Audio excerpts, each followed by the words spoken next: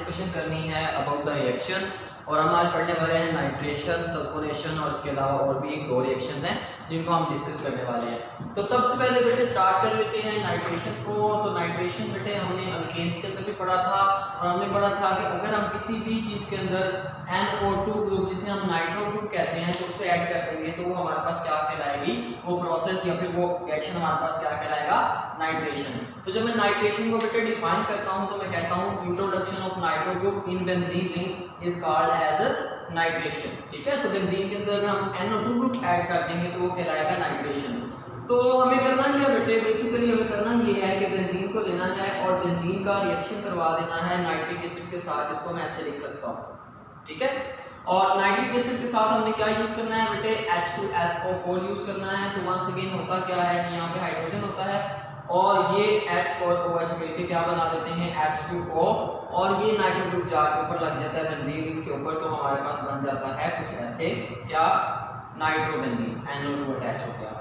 ठीक है, तो ये तो बेसिक हमारे पास होगा बेटे। इस चीज़ के लिए हमें क्या करना पड़ता है, हमें 50 से लेकर 55 सेल्सियस तक टेम्परेचर प्रोवाइड करना पड़ता है। तो ये तो बेटे जनरल रिएक्शन हो गया।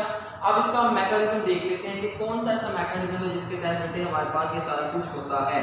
ठीक है, तो आपको पता है बेटे कि हर हमारे पास जो बेंजीन का रिएक्शन होता है उसके अंदर 3 स्टेप होते हैं। पहला स्टेप होता है जनरेशन ऑफ इलेक्ट्रोफाइल, दूसरा होता है अटैक, और तीसरा होता है दोबारा से बेंजीन रिंग का बनना।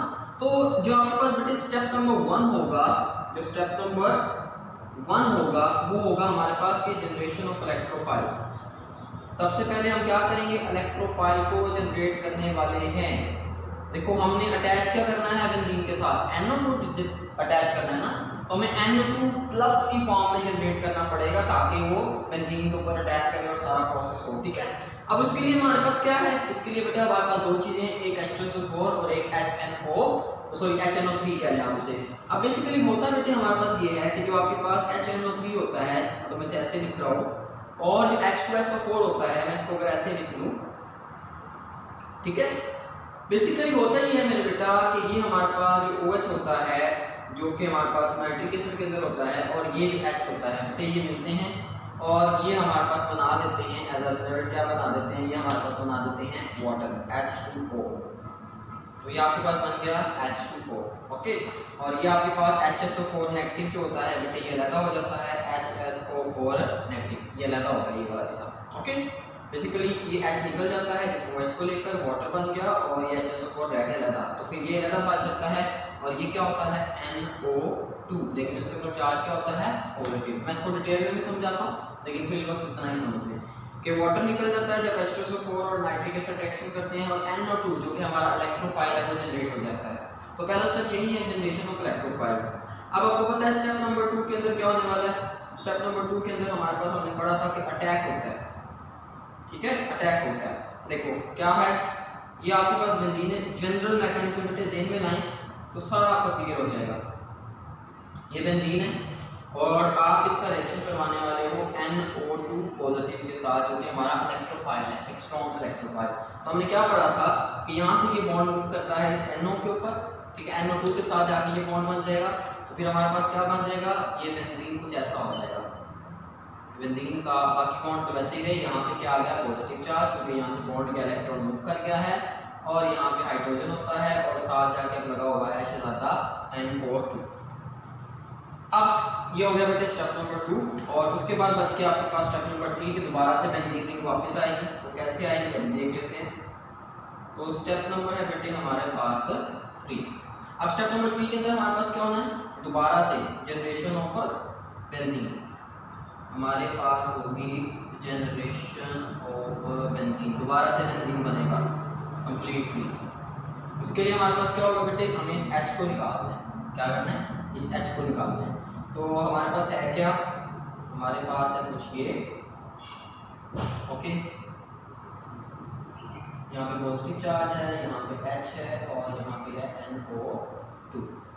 तो कौन सी चीज़ निकाल सकती है, देखो वाटर तो वैसे ही है और बन रहा, देखो वो तो बनना ही था, ये तो नहीं छिड़ेगा। ये HSO4 नेगेटिव जो पड़ा हुआ है ना, ये आगे बेटे इसको निकाल के लेके जाएगा। कैसे जरा देखो, अगर मैं रेड से शो कर दूँ इसको, कि फॉर एग्जाम्पल बेटे HSO4 नेगेटिव अभी पड़ा हुआ था, वो क्या करेगा, वो एज अ बेस के तौर पे काम करेगा और आएगा इस हाइड्रोजन को निकाल लेगा, तो ये बॉन्ड दोबारा से वापस चला जाएगा। और जब ऐसा होता है तो मतलब हमारे पास बेंजीन दोबारा से स्टेबल हो गई, दोबारा से बन गई, और उसके साथ क्या लगा हुआ है NO2, और ये H2SO4 पूरा हो गया। ठीक है, तो आपके पास एंड पे निकल आया H2SO4। तो देखो H2SO4 को हमने यहाँ एज अ कैटालिस्ट यूज़ किया था, जैसे आया वैसे, जैसे हमने ऐड किया था वैसे एंड पे वापस आ रहा है। तो बेसिकली रिएक्शन हो रहा है ना नाइट्रिक एसिड और बेंजीन के हाइड्रोजन के दरमियान, और इस तरह से हमारे पास बेटे नाइट्रोजन बेंजीन के ऊपर अटैच हो रहा है। तो यही 3 स्टेप में बेटे हमने इनको ही बार बार फॉलो करना है, और इनको अगर हम फॉलो करते रहेंगे तो कोई भी रिएक्शन अगर हमें करना हो बड़ी आसानी से हो सकता है। अब थोड़ी सी बात कर लेते हैं बेटे सल्फोनेशन की। सल्फोनेशन कहते हैं introduction of sulphonic acid group. ठीक है, अगर हम क्या करते हैं बेटे किसी भी चीज़ के अंदर SO3H ये ग्रुप ऐड करते हैं, ठीक है, तो इसको हम बोल देते हैं सल्फोनेशन। बेंजीन के साथ अगर ये ग्रुप लगा दें, मतलब उसे बेंजीन सल्फोनिक एसिड के अंदर कन्वर्ट कर दें, तो इस प्रोसेस को हम बोलते हैं सल्फोनेशन। अब बेटे सल्फोनेशन दो तरह से की जाती है, या तो बेटे ये की जाती है बाय यूजिंग कंसंट्रेटेड H2SO4, या तो हम बड़ा कंसंट्रेटेड सल्फ्यूरिक एसिड यूज करते हैं, या तो बेटे हम यूज करते हैं fuming sulphuric acid, fuming H2SO4। What is meant by fuming H2SO4? ये बेटे असल में मिक्सचर होता है हमारे पास इसका H2SO4 का और साथ SO3 का, इन दोनों का मिक्सचर होता है। तो इनका मिक्सचर हम H2SO7 बन जाता है, ओलियम भी कह देते हैं, लेकिन ये फ्यूमिंग सल्फ्यूरिक एसिड भी से कहा जाता है। तो सल्फ्यूरिक एसिड आप कंसंट्रेटेड फॉर्म में यूज कर लें या ये यूज कर लें, तो आपके पास एज अ रिजल्ट क्या होगा, वही प्रोसेस होगा, मतलब सल्फोनेशन हो जाएगा। लेकिन सिर्फ ये है बेटे कि जब आप ये फ्यूमिंग H2SO4 यूज करते हो तो आपको टेम्परेचर बहुत कम देना पड़ता है, 25 सेल्सियस से लेकर 30 सेल्सियस तक, इतने में काम चल जाता है। लेकिन जब आप कंसंट्रेटेड H2SO4 यूज करते हो तो आपको टेम्परेचर तकरीबन मेरे पुत्र 80 सेल्सियस देना पड़ता है, थोड़ा सा ज़्यादा देना पड़ता है, मतलब इस तरह से आसानी से हो जाता है, इस तरह थोड़ी सी हमें एफर्ट करनी पड़ती है। तो सल्फोनेशन क्या होगी देखें ज़रा, आपके पास बेटे रिएक्शन की तरफ आ जाए, जनरल लिख रहा हूँ ज़रा कि आपके पास बेटे ये रिएक्शन होगा, रिएक्शन किसके साथ है, H2SO4 के साथ, और H2SO4 को अगर मैं कुछ ऐसे लिख लूँ HOSO3H, अब भी H2SO4 ही है, ओके। तो यहाँ पे हाइड्रोजन होता है हमारे पास, बेसिकली एक ही रिएक्शन होता है, उसमें कोई चेंज नहीं आता। तो बेटे हमारे पास ये H और ये OH ओवरऑल रिएक्शन के अंदर निकल जाते हैं और बना देते हैं हमारे पास क्या, बना देते हैं H2O वाटर, ओके, और ये SO3 ग्रुप जाके यहाँ पे अटैच हो जाता है। तो ये तो हमने लिख लिया वैसे समझने के लिए कि किस तरह से क्या बना होगा, तो बनता है SO3H और मतलब बेंजीन सल्फोनिक एसिड, और इस प्रोसेस को बोलते हैं सल्फोनेशन। अब इसका थोड़ा सा हम मैकेनिज्म देख लेते हैं, समझ लेते हैं कि इसका मैकेनिज्म कैसे चलेगा।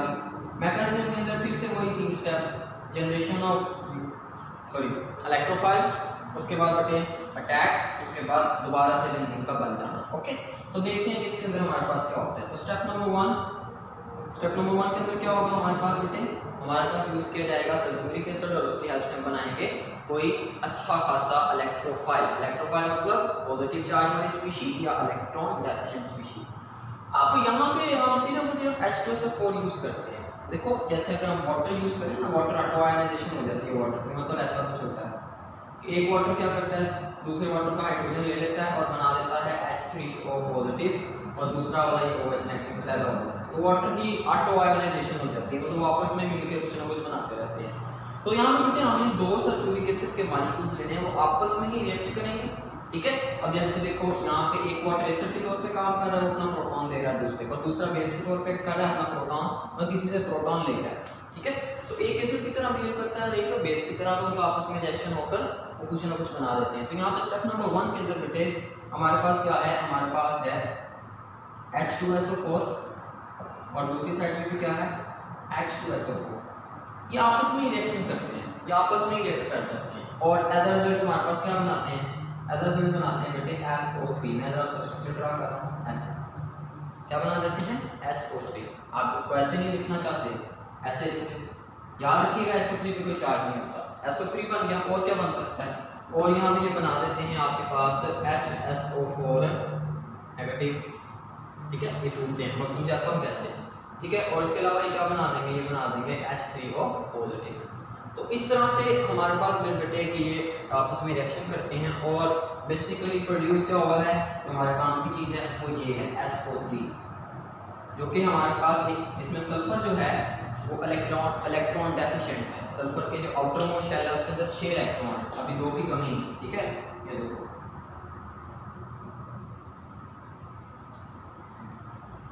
तो सल्फर क्या कर सकता है बेटे, इलेक्ट्रॉन डेफिशिएंट स्पीशीज के तौर पे एक्ट कर सकता है, मतलब एज इलेक्ट्रोफाइल एक्ट कर सकता है, सल्फर पे इलेक्ट्रॉन डेंसिटी अटैक कर सकती है, सल्फर फर्दर बॉन्ड बना सकता है, ठीक है। तो ये हमारे पास इलेक्ट्रोफाइल हमने जनरेट कर लिया, ये हो गया हमारे पास स्टेप नंबर 1। स्टेप नंबर 2 क्या होता है बेटे, स्टेप नंबर 2 हमारे पास ये होगा कि इसका अटैक होगा या बेंजीन के साथ इसका रिएक्शन होगा। तो देखें ये बेंजीन थी वंस अगेन और यहाँ पे पड़ा हुआ था ये SO3 और इस SO3 में हर का ऑक्सीजन के ऊपर पार्शियल नेगेटिव चार्ज होगा, इसके ऊपर डेफिनेटली पार्शियल पॉजिटिव चार्ज होगा। वंस अगेन में बेटे क्या होगा, ये बॉन्ड अटैक करेगा, इधर सल्फर के साथ बन जाएगा। देखो अगर सल्फर के साथ इधर से बॉन्ड बनेगा तो ये बॉन्ड भी आगे मूव कर जाएगा, मतलब इस ऑक्सीजन के ऊपर नेगेटिव चार्ज आ जाएगा। तो कुछ ऐसा ही हमारे पास होने जा रहा है। तो जब ये अटैक होगा तो वंस अगेन यहाँ पे पॉजिटिव चार्ज आ गया क्योंकि ये बॉन्ड इधर मूव कर गया और यहाँ पे एक हाइड्रोजन था और अब क्या हुआ है कि ये सल्फर अटैच हो चुका है।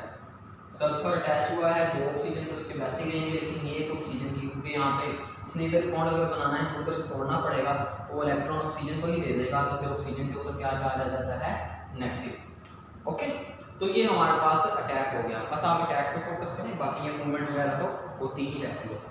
तो अब बेटे फिर स्टेप नंबर 3 के अंदर क्या होता है, स्टेप नंबर 3 के अंदर हमारे पास होता है कि दोबारा से बेंजीन बनती है, बेंजीन को दोबारा से बनाया जाता है, ठीक है। अब वो कैसे होगा जरा देखो, पहले तो वो ड्रा कर लो, क्या बना आपके पास, ये पॉजिटिव चार्ज था, ये आपके पास हाइड्रोजन था और ये था आपके पास SO,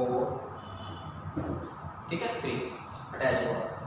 अब कौन लेके जा सकता है हाइड्रोजन को, कोई नेगेटिव चार्ज, मतलब ये जो HSO4 नेगेटिव वहाँ पे पड़ा होगा तो बेटे HSO4 नेगेटिव आएगा और इस हाइड्रोजन को ले जाएगा, फिर ये दोबारा से बॉन्ड वापस आ जाएगा जैसे कि होता है हमारे पास।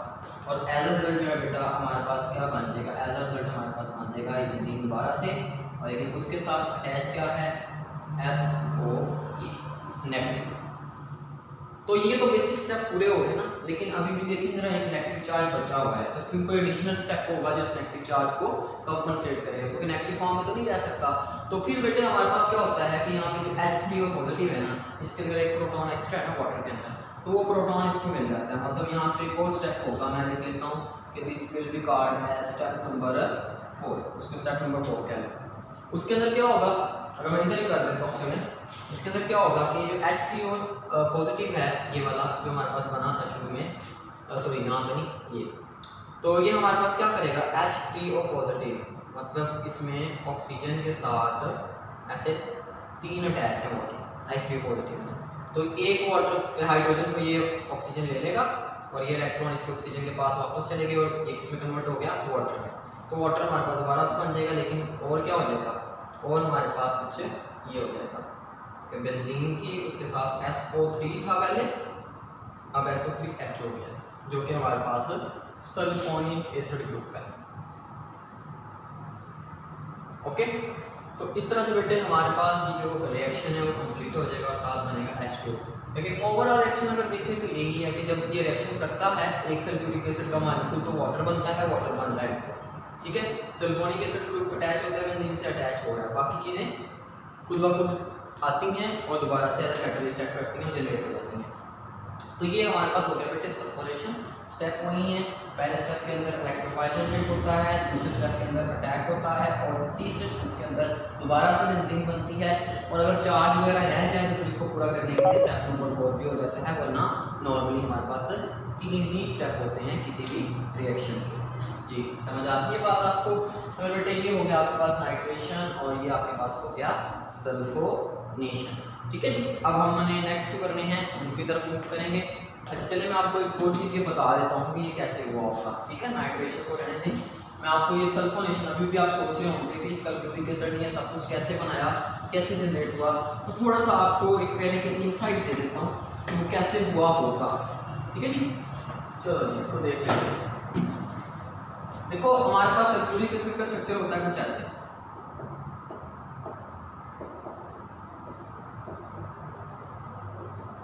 ये एक सल्फ्यूरिक एसिड हो गया, ये दूसरा सल्फ्यूरिक एसिड हो गया।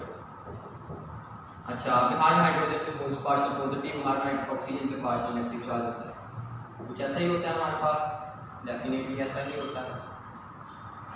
अब बेसिकली होता बेटे ये है कि हमारे पास ये जो ऑक्सीजन होता है, ये ऑक्सीजन हमारे पास यहाँ पे हाइड्रोजन पे अटैक करता है और हमारे पास इस तरह से अटैचमेंट हो जाती है, ठीक है।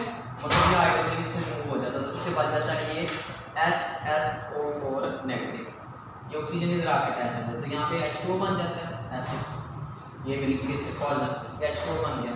लेकिन ये ऐसे नहीं होता, ये ऑक्सीजन इस हाइड्रोजन को भी निकाल के लेके जाता है, ठीक है।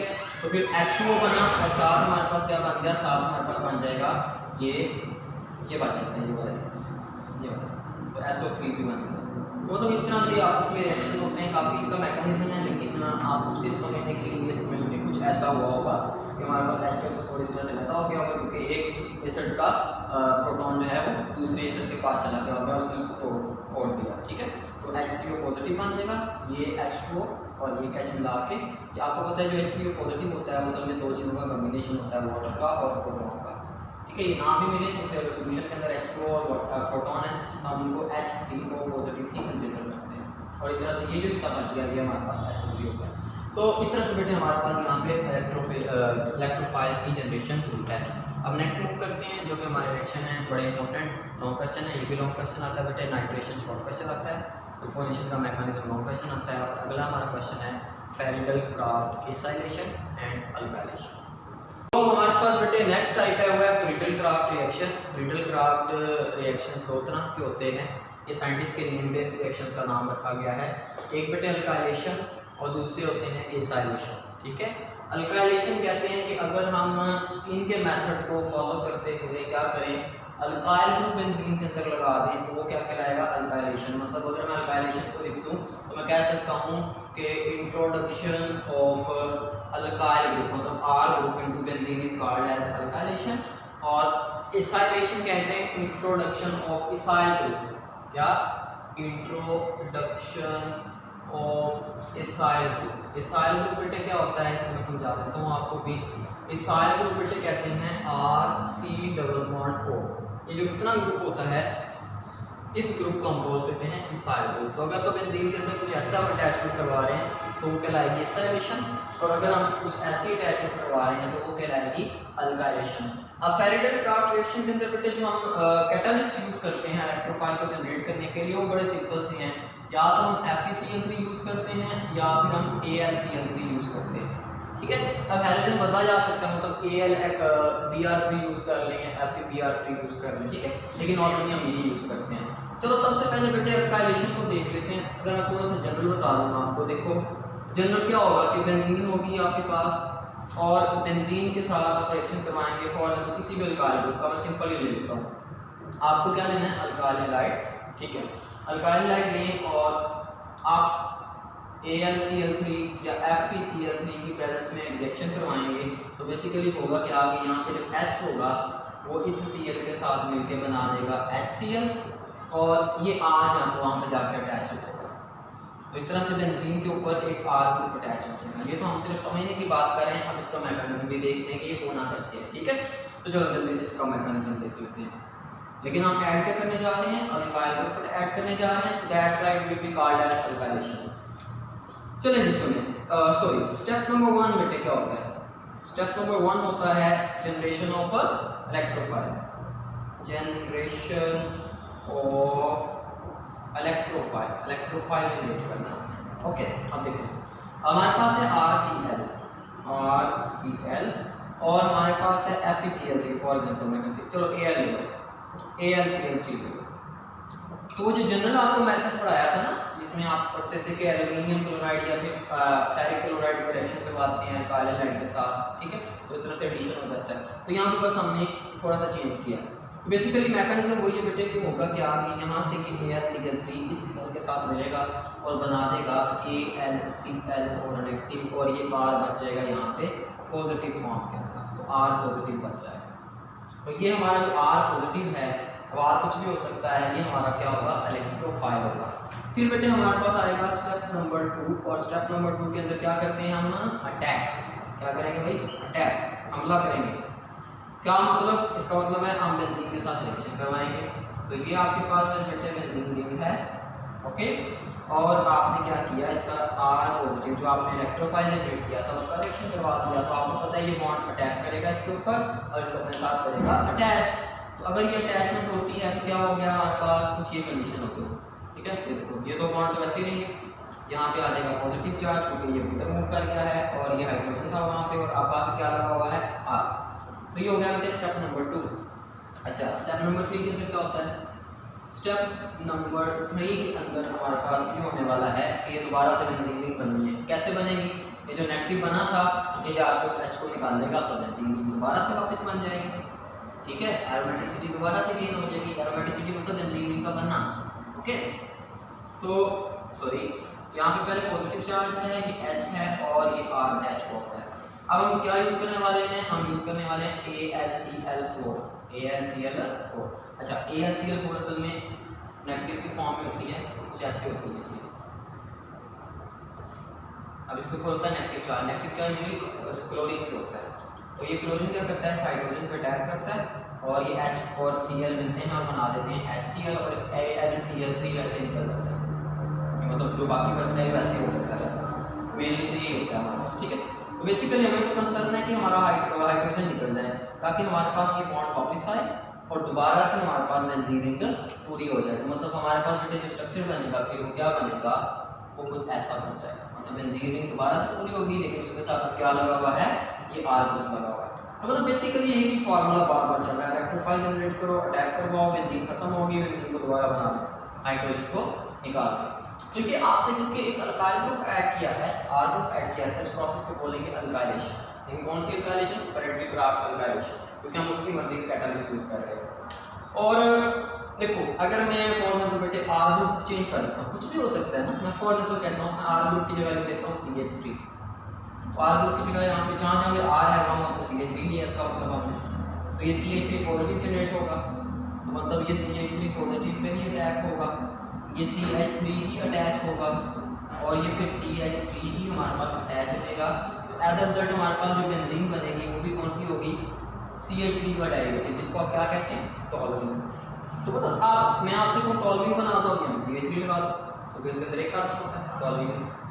मैं आपको कोई इथाइल बेंजीन बनाओ, यहाँ पे CH3 लगा दो। मतलब R ग्रुप आप अपनी मर्जी से चेंज कर सकते हैं, मैकेनिज्म नहीं बदलेगा, मैकेनिज्म वही रहेगा जिसके तहत पहले हुआ था रिएक्शन हमारे पास, ठीक है जी। तो ये भी बड़ा आसान हो गया। अब थोड़ा सा इथाइलेशन की बात कर लें, ये भी बहुत आसान है। अब इसके अंदर हम क्या करते हैं, इथाइल को ऐड करना है, मतलब ये देखो वहां पे हमने R ग्रुप ऐड करना था ना, R ग्रुप हमें R को पॉजिटिव बनाना पड़ा था ताकि वो इलेक्ट्रोफाइल बने और अटैक हो। यहाँ पे हमने ये ग्रुप ऐड करना है ना, इथाइल ग्रुप, तो इसको हमें पॉजिटिव बनाना पड़ेगा ताकि ये काम हो। तो बेसिकली कैसे होता है इसको समझ लीजिएगा। देखो अगर पहले तुम्हें जनरल कर देता हूँ बात कि आपके पास और है तो बेटे ये बेंजीन रिंग है, आप RC को मतलब जो भी आपके पास ग्रुप है उसके साथ क्लोरीन लगाना है ताकि इलेक्ट्रोफाइल बन सके। आप इसका बेटे रिएक्शन करवाएंगे, फॉर एग्जांपल आप कोई भी कैटालिस्ट यूज कर लें, FeCl3 यूज कर लें या फिर AlCl3 यूज कर लें, whatever you want to use, ठीक है। आप इसको यूज करें तो आपके पास रिजल्ट क्या होगा, ओवरऑल रिएक्शन में ये होता है कि H और ये Cl मिलते हैं और बना देते हैं HCl और बाकी चीज़ें अटैच रहेंगी वैसे की वैसे। ये मतलब ये जो ग्रुप है वहाँ जाके अटैच हो जाएगा, मतलब ये C++OR। अब ये जो चीज़ बनी ये आपके पास एक असाइल ग्रुप लगा हुआ है बेंजीन के ऊपर, तो ये ऐसे होना है। लेकिन इसके पीछे की केमिस्ट्री क्या है, पीछे का फंडा क्या है, पीछे की कहानी क्या है, उसको देखने के लिए हमें पढ़ना पड़ेगा मैकेनिज्म। तो मैकेनिज्म वंस अगेन 3 स्टेप। पहला स्टेप जनरेशन ऑफ इलेक्ट्रोफाइल, पढ़ो भाई क्या जनरेशन ऑफ इलेक्ट्रोफाइल कैसे बनेगा, बड़ा सिंपल है।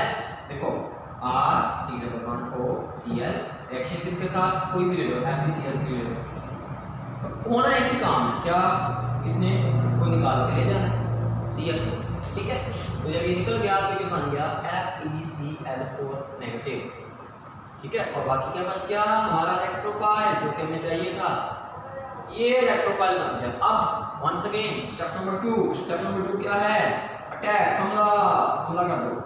क्या होगा भाई, बेंजीन आया है ऊपर, ये बेंजीन आ गया, ओके। अब उस बेंजीन के ऊपर अटैक किसने करना है, जो हमारा इलेक्ट्रोफाइल है, और सी डबल बॉन्ड को पॉजिटिव ऐसे लिख लो मेरा बेटा, ऐसे भी लिख सकते हो, कोई इशू नहीं है। मैंने बस कांटे से पकड़ लिया, ऊपर से पकड़ लिया तो कोई इशू नहीं है। तो आपके पास आपका है क्या, इलेक्ट्रोफाइल, जहाँ पे पॉजिटिव चार्ज है वहाँ पे इसने अटैक कर दिया इस कार्बन, तो इस इलेक्ट्रॉन्स ने वहाँ पे अटैक किया, उसको अपने साथ अटैच कर लिया। तो ये क्या बन गया, ये हमारे पास बन गया कुछ ऐसे, जिस कार्बन पे पॉजिटिव चार्ज था वो ऐसे अटैच हो गया। ये हाइड्रोजन तो पहले होता है, तो ये अटैच हो गया उसके साथ, मतलब सी अटैच हो गया, ओ हाँ, ये सारा का सारा ग्रुप अटैच हो गया। अच्छा ये नहीं करना इनके बच्चा ऐसे अटैचमेंट करके बैठा हो कि आर सी ओ, नो नो नो, चाहे तो इसी पे पॉजिटिव है ना, तो इसने अटैच होना है और किसी ने अटैच नहीं होना, उस साइड से अटैचमेंट होगी। तो ये मेरे पुत्र बन गया, आपके पास अटैक हुआ, अटैक के बाद आपके पास वो अटैच हो गया। अब स्टेप नंबर 3 के अंदर क्या होगा, स्टेप नंबर 3 के अंदर आपके पास हमारे पास जो ग्रुप बने हैं उनको, अच्छा स्टेप नंबर 3 के अंदर क्या बता रहा था कि आपके पास ये जो पॉजिटिव चार्ज बना है इसको खत्म करना है हमें। उसको करने के लिए क्या करना पड़ेगा, उसको खत्म करने के लिए आपको दोबारा से क्या यूज करना पड़ेगा, FeCl4। तो आप लेंगे FeCl4 नेगेटिव, तो वहाँ पे आपको ओवरऑल तो पता ही है ना कि Cl उसमें से निकल आएगा जिसके ऊपर नेगेटिव चार्ज है, उस हाइड्रोजन को रिमूव कर लेगा। हाइड्रोजन जब रिमूव हो जाएगा तो ये बॉन्ड दोबारा से वापस आ जाएगा, ठीक है। वंस अगेन जब ये बॉन्ड वापस आया तो आपके पास बनेगा क्या, ये बेंजीन पूरी हो गई आपके पास, ऐसे ऐसे और ऐसे, और लगा क्या होगा इसके साथ, अभी ये वाला, ठीक है। और बाकी क्या, यहाँ से H था, यहाँ से एक Cl निकला होगा HCl, और FeCl3 जो कि कैटालिस्ट के तौर पे एक्ट कर रहा था, आप दोबारा से वापस आते हैं क्योंकि कैटालिस्ट दोबारा से वापस आ जाता है। तो बेटे देखो ओवरऑल रिएक्शन कुछ भी नहीं है, अटैक है और आपके पास दोबारा से जनरेशन है बेंजीन की, और इलेक्ट्रोफाइल को जनरेट करना बहुत लाजमी है, उसके बगैर बेंजीन रिएक्शन ही नहीं करता। तो एसाइलेशन अल्काइलेशन दोनों वेरी वेरी इंपॉर्टेंट होता है। अच्छा एक और बात, अगर यहाँ पर मैं आर ग्रुप चेंज कर देता हूँ, मतलब आर की जगह मैं CH3 लगा दूँ, ठीक है, तो जहाँ जहाँ आर है वहाँ वहाँ क्या हो जाएगा, CH3 हो जाएगा, जहाँ जहाँ आर है वहाँ क्या हो जाएगा, CH3 हो जाएगा, CH3 हो जाएगा, हर जगह CH3 कर दो जहाँ पे आर है, ये भी हो गया CH3, आर की जगह क्या आ गया CH3, ठीक है। तो आपके पास जो प्रोडक्ट बना वो देखो ऐसा नहीं बेंजीन के साथ C+CH3, अब इसका नाम है कोई, इसका नाम है एसीटोफिनोन, क्या बोलते हैं इसको, एसीटोफिनोन, मतलब मैंने आपको कहा एसीटोफिनोन बना दो, तो आप क्या करोगे, आर की जगह सिर्फ CH3 लिखोगे और इस तरह से मैकेनिज्म चला लोगे, एसीटोफिनोन बन गया। मैं आपको कौन नहीं, आपको 2 कार्बन बनाना चाहिए तो 2 कार्बन वाला आप ले लो, ये कौन सा मसला है। बेसिकली बेटे बेसिक जो कॉन्सेप्ट है, जो कि जनरल मैकेनिज्म है बेंजीन का, वो आना चाहिए। थोड़ी सी मेहनत हमें करना पड़ती है इलेक्ट्रोफाइल को जनरेट करवाने में, वो भी हम वक्त के साथ साथ सीख जाते हैं, बड़ा आसान है। तो इस तरह से बेंजीन के बेटे सारे रिएक्शन हो जाते हैं। तो आज हमने बेटे वो तमाम रिएक्शंस कंप्लीट कर लिए जिसके अंदर बेंजीन रिंग इन्वॉल्व है, रिंग रिएक्शन कर रही है। और नेक्स्ट इंशाल्लाह हम देखेंगे ऐसे रिएक्शन जिनमें बेंजीन रिंग इन्वॉल्व नहीं है, बल्कि बेंजीन के लगे हुए ऊपर जो उसके सब्स्टिट्यूएंट लगे हैं वो इन्वॉल्व है, ठीक है जी। उम्मीद है बेटे कि आपको ये समझ में आ गया होगा। तो इंशाल्लाह नेक्स्ट लेक्चर में आपसे मिलेंगे, तब तक के लिए थैंक यू वेरी मच। अल्लाह हाफिज़ बच्चों, अस्सलाम वालेकुम।